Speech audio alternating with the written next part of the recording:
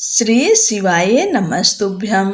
हर हर महादेव। दोस्तों, आज भाद्रपद मासिक शिवरात्रि है और तारीख है 21 अगस्त। आज के दिन शिवरात्रि व्रत कथा अवश्य सुननी चाहिए। शिव पुराण के अनुसार इस दिन व्रत करने से हर मुश्किल कार्य आसान हो जाता है और भक्त की सारी समस्याएं दूर होती है। मासिक शिवरात्रि के दिन की महिमा के बारे में यह भी कहा जाता है कि वो कन्याएं जो मनोवांछित वर पाना चाहती हैं, इस व्रत को करने के बाद उन्हें उनकी इच्छा अनुसार वर मिलता है और उनके विवाह में आ रही रुकावटें दूर हो जाती है। मासिक शिवरात्रि जीवन में सुख और शांति प्रदान करता है। भगवान शिव की कृपा दृष्टि से भक्त के सारे बिगड़े काम बन जाते हैं। यह व्रत संतान प्राप्ति, रोगों से मुक्ति के लिए भी किया जाता है। इस शिवरात्रि पर बहुत ही शुभ संयोग बन रहा है। 21 अगस्त को गुरु पुष्य योग है, जो कि पूरे दिन है। गुरु पुष्य योग में कोई भी शुभ कार्य किया जा सकता है। इस दिन मांगलिक कार्य और शुभ चीजों की खरीदारी का शुभ अवसर है। अगर आप कुछ खरीदना चाहते हैं या कुछ नया कार्य करना चाहते हैं तो आज के दिन कर सकते हैं। आप सभी को भादो शिवरात्रि की ढेर सारी शुभकामनाएं। भगवान भोलेनाथ का ध्यान करते हुए आप सब इस कथा को सुने। पौराणिक कथा के अनुसार प्राचीन समय में चित्रभानु नामक एक शिकारी था। वह रोज जंगल में जाकर शिकार करता और ऐसे ही अपने परिवार का पालन पोषण करता था। चित्रभानु उसी नगर में रहने वाले एक साहूकार का कर्जदार भी था और आर्थिक तंगी के कारण ऋण नहीं चुका पा रहा था। एक दिन साहूकार ने गुस्से में आकर चित्रभानु को शिव मठ में बंदी बना लिया। संयोग से उसी दिन मासिक शिवरात्रि थी। मासिक शिवरात्रि के कारण शिव मंदिर में भजन और कीर्तन हो रहे थे, जिसका बंदी शिकारी चित्रभानु ने पूरी रात आनंद लिया। अगली सुबह साहूकार ने शिकारी को अपने पास बुलाया और ऋण चुकाने के लिए कहा, जिसके बाद शिकारी चित्रभानु ने कहा, सेठ जी, मैं कल तक आपका पूरा ऋण चुका दूंगा। शिकारी के वचन को सुनकर सेठ जी ने उसे छोड़ दिया। सेठ से आजाद होकर शिकारी शिकार के लिए जंगल में गया, किंतु पूरी रात बंदी गृह में भूखा प्यासा होने के कारण वह थक गया और शिकार की खोज में जंगल में बहुत दूर आ चुका था, जहां से उसे लौटने में सूर्यास्त होने लगा, जिसके कारण उसने सोचा आज तो रात जंगल में ही बितानी पड़ेगी। ऊपर से उसे कोई शिकार भी नहीं मिला था जिसे बेच वो सेठ जी का ऋण चुकाता।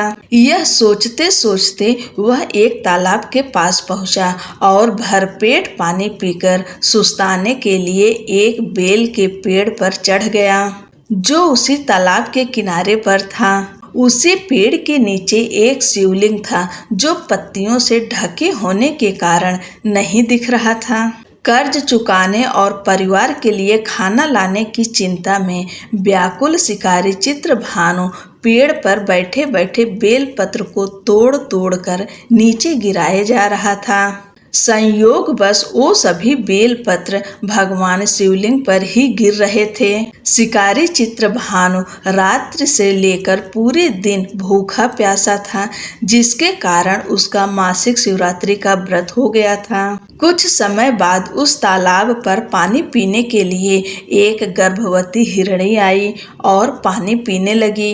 हिरणी को देखकर शिकारी चित्रभानु ने अपने धनुष पर तीर चढ़ा लिया और छोड़ने लगा। तभी गर्भवती हिरणी बोली, रुक जाओ, मुझे मत मारो, मैं गर्भवती हूँ और तुम एक साथ दो जीवों की हत्या नहीं कर सकते, परंतु मैं जल्दी ही प्रसव करूंगी, जिसके बाद तुम्हारे पास आ जाऊंगी, तब तुम मेरा शिकार कर लेना। उस हिरणी की बात सुनकर चित्रभानु ने अपने धनुष को नीचे कर लिया और हिरणी झाड़ियों में लुप्त हो गई। इस दौरान जब शिकारी ने अपने धनुष की प्रत्यंचा चढ़ाई और ढीली करी तो कुछ बेलपत्र टूटकर शिवलिंग के ऊपर गिर गए, जिसके कारण शिकारी के हाथों से प्रथम पहर की पूजा भी हो गई। कुछ समय बाद दूसरी हिरणी झाड़ियों से निकली, जिसे देखकर शिकारी के खुशी का ठिकाना नहीं रहा। चित्रभानु ने उस हिरणी का शिकार करने के लिए फिर से धनुष उठाया और तीर छोड़ने लगा। तभी हिरणी बोली, हे शिकारी, आप मुझे मत मारो, मैं अभी ऋतु से निकली हूँ और अपने पति से बिछड़ गई हूँ। उसी को ढूंढती हुई मैं यहाँ तक आ पहुँची। मैं अपने पति से भेंट कर लूं, उसके बाद तुम मेरा शिकार कर लेना। यह कहकर वह हिरणी वहां से चली गई। इस दौरान शिकारी चित्रभानु 2 बार अपना शिकार खो दिया था, जिससे और चिंता में पड़ गया। उसे सेठ जी का ऋण चुकाने की चिंता हो रही थी। जब शिकारी दूसरी बार हिरणी का शिकार करने के लिए धनुष पर प्रत्यंचा चढ़ाई तो फिर से कुछ बेलपत्र धनुष के टकराने के कारण टूटकर शिवलिंग के ऊपर गिर गए। ऐसे में पूजा का दूसरा पहर भी संपन्न हो गया। ऐसे में अर्धरात्रि बीत गई। कुछ समय बाद एक हिरणी अपने बच्चों के साथ तालाब पर पानी पीने के लिए आई। इस बार चित्रभानु ने बिना देर किए धनुष पर प्रत्यंचा चढ़ाई और तीर को छोड़ने लगा। तभी वह हिरणी बोली, हे शिकारी, आप मुझे अभी मत मारो, यदि मैं मर गई तो मेरे बच्चे अनाथ हो जाएंगे।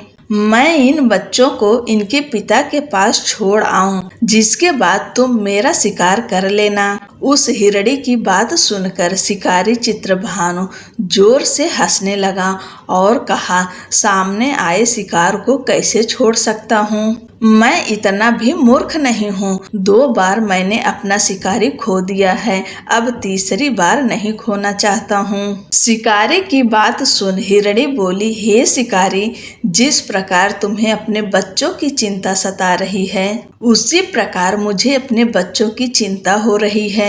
मैं इन्हें इनके पिता के पास छोड़कर वापस आ जाऊंगी, जिसके बाद तुम मेरा शिकार कर लेना। मेरा विश्वास करो। हिरणी की बात सुनकर शिकारी को दया आ गई और उसे जाने दिया। इस प्रकार शिकारी के हाथों तीसरे पहर की पूजा भी हो गई। कुछ समय बाद एक मृग वहां पर आया। उसे देखकर चित्रभानु ने फिर से अपना तीर धनुष उठाया और शिकार की ओर छोड़ने लगा। तभी मृग ने बड़ी विनम्रता से बोला, हे शिकारी, यदि तुमने मेरे 3 पत्नियों और छोटे बच्चों को मार दिया है तो मुझे भी मार दो, क्योंकि उनके बिना मेरा इस दुनिया में कोई नहीं है। यदि तुमने उनको नहीं मारा है तो मुझे भी जाने दो, क्योंकि मैं उन 3 हिरणियों का पति हूँ और वो मेरी ही तलाश कर रही हैं। यदि मैं उन्हें नहीं मिला तो वो सभी मर जाएंगे। मैं उन सभी से मिलने के बाद तुम्हारे पास आ जाऊंगा, जिसके बाद तुम मेरा शिकार कर सकते हो।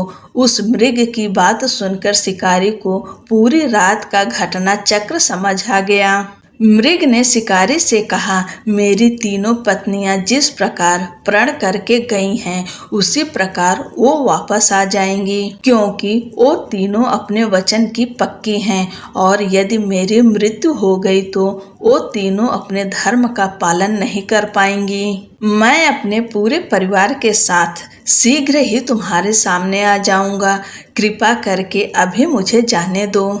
शिकारी चित्रभानु ने उस मृग को भी जाने दिया और इस प्रकार बार बार धनुष उठाने और नीचे रखने में बेलपत्र गिरने के कारण अनजाने में उस शिकारी से भगवान शिव जी की पूजा संपन्न हो गई, जिसके कारण शिकारी का हृदय बदल गया और उसके मन में भक्ति की भावना उत्पन्न हो गई।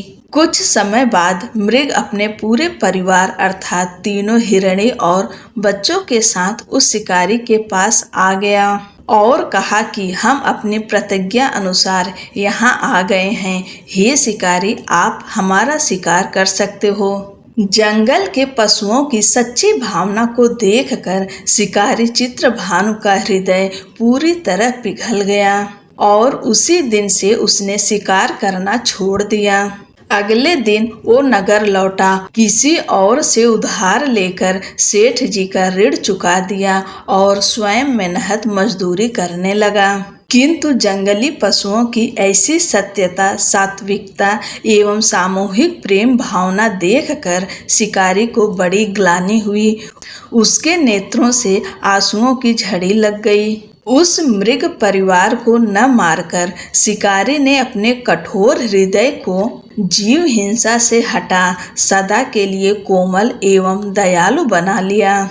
देवलोक से समस्त देव समाज भी इस घटना को देख रहे थे।